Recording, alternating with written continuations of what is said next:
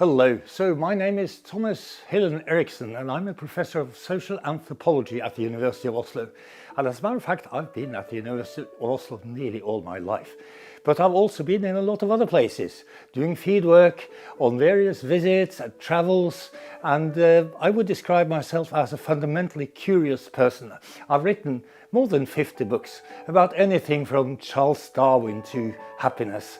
But I've also written a lot of academic stuff and some anthropological textbooks, some of which are in fact quite popular and have been translated into many languages. There's one introductory book called Small Places, Large Issues, which later this year will be released in its 5th revised, updated and expanded edition in English. So I'm very proud of that. But I'm also interested in, anything that we people do. You might say that social anthropology is about what makes life meaningful for people and how do societies work.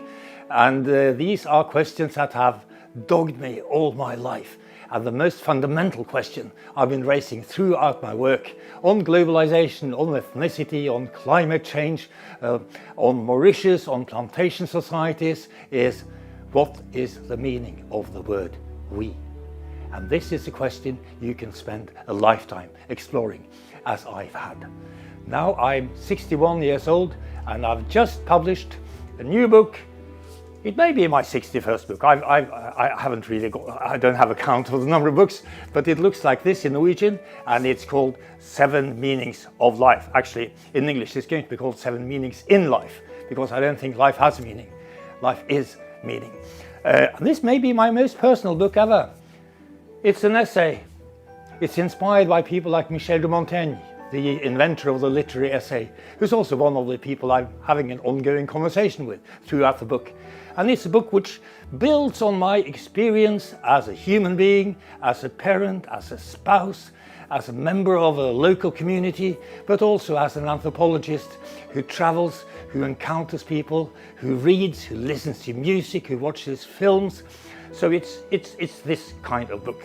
And so what is the meaning in life? Well, I've got 7. It could have been 5. It could have been 50.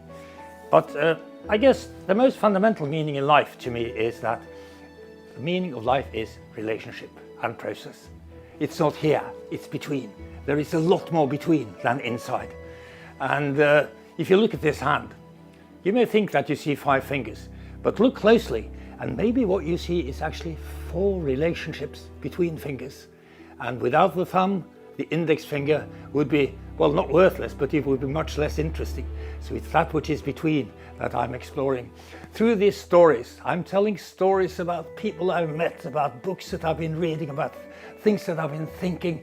And as a matter of fact, to be a bit personal, since this is a personal book, I was very ill for a long time and I spent a lot of time in hospital. So there are stories from that hospital as well, conversations with nurses, but also conversations with Plato, because one of the odd things about the meaning in life is that in science and technology, we human beings have made a lot of progress. It's quite obvious. We understand the universe. We understand the natural world. We're in control of the natural world. And in fact, we've been a bit, too successful for our own good, because it's now Gaia is now hitting back at us, isn't it? But that's beyond doubt. Hadn't it been for medical science, I would have been dead a long time ago. But when it comes to questions to do with what is a good life, how can I behave to be a good person? How can I become a good ancestor for my grandchildren's grandchildren's grandchildren? We are contemporaries of Gautama Buddha and Plato. So we have a conversation going with people who lived many generations before us, and they speak to us as though they were our contemporaries. So in one of the stories in the book, I'm telling you about Zach, who's a young bloke I met in Mauritius many years ago. I lived in a fishing village. He had nothing. He was poor, but he had a really nice pair of white Adidas shoes and a nice white t-shirt that he put on every Saturday to go partying on the village square. And his view of the meaning in life, when you spoke to him, was almost as if he had been reading Marcus Aurelius, the last, as it were, of the so-called good Roman emperors and the Stoic philosopher. So they shared a view of meanings in life, in spite of being separated by 2 millennia. And this is one of the wonderful, interesting things about writing about the meaning in life, is that we have an ongoing conversation about it, and it's been going on since we climbed down from the trees and emerged from the cave.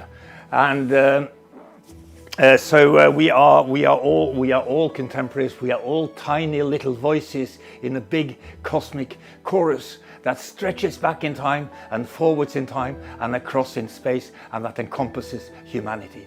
And the question that we're raising, and to which we have no definite answer, otherwise it would have been superfluous, it would have been necessary for me to write this book, is a perennial question that has been haunting us forever. And it's one of the things that defines us as humans, and that makes us different from ChatGPT, and makes us different from even the most intelligent chimpanzee. You know, I mean, maybe some of you have dogs, okay? And you play with dogs and you think, well, this dog is really smart. He can fetch my slippers and he looks at me when I, speak with him, and he responds to his name.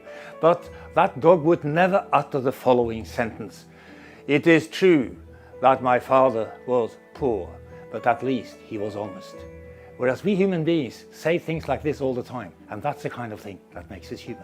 And that's what fascinates me.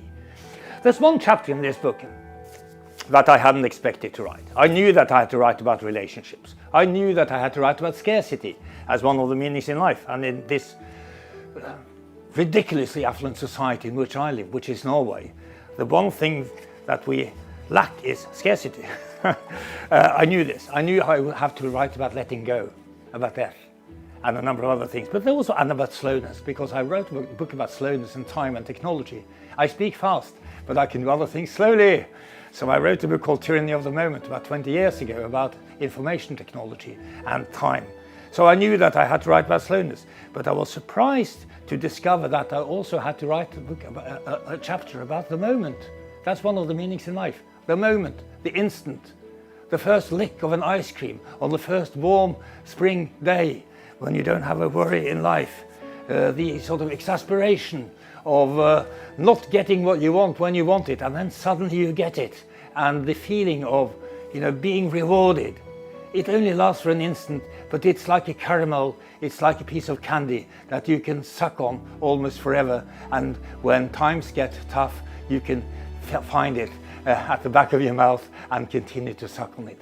So the moment emerged as one of the 7 meanings in life. I hope you're going to enjoy the book. I certainly enjoyed writing it, and as I said, it's my most personal book, and it somehow tries to distill much of the experience and ideas and thoughts that have been accumulated in these last 61 years.